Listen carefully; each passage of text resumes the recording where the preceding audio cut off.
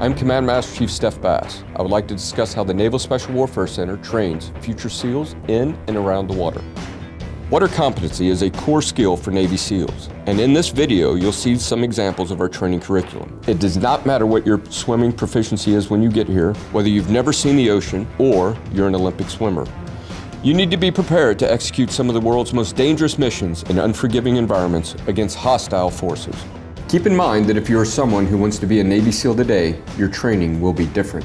You should be training for the physical screening test, not for basic underwater demolition SEAL training.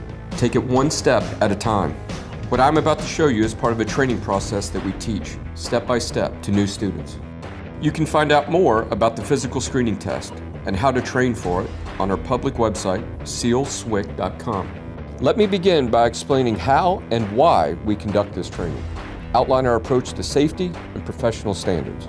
There are three main points I want you to remember from this video.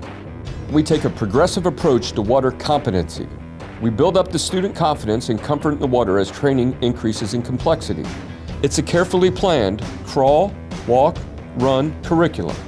Every evolution features safety protocols, including experienced supervision, medical response, and an appropriate instructor-to-student ratio.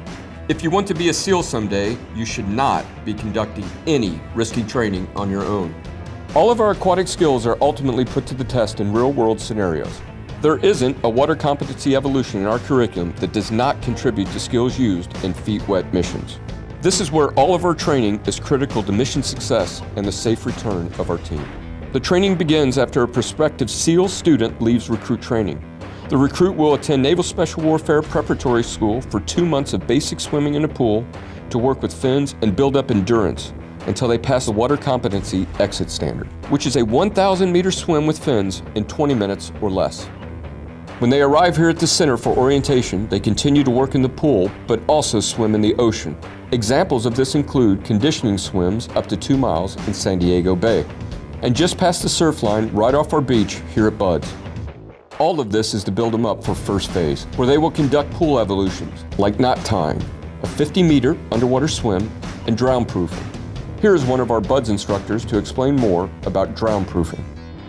Drown proofing, like many of our evolutions, has a crawl, walk, run progression to it. First, we'll tie their feet. Then we tie their hands. Then we tie both feet and hands and ask them to perform a series of tasks in the water, such as bobbing, floating, traveling, mask retrieval, and flips. In the drown proofing evolution, there are several layers of safety. First, in the water, we have 1:5 instructor-to-student ratio.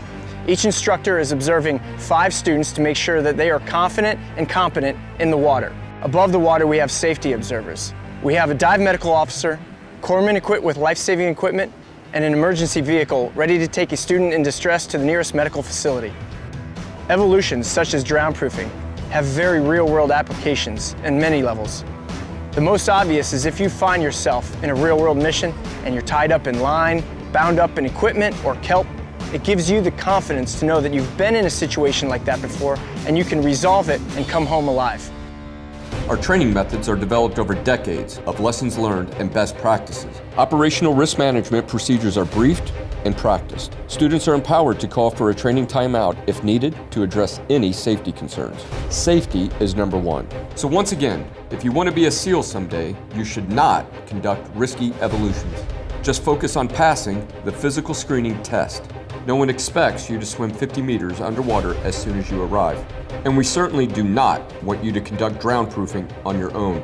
Every evolution that we conduct in the water at Buds can be applied to a real-world mission.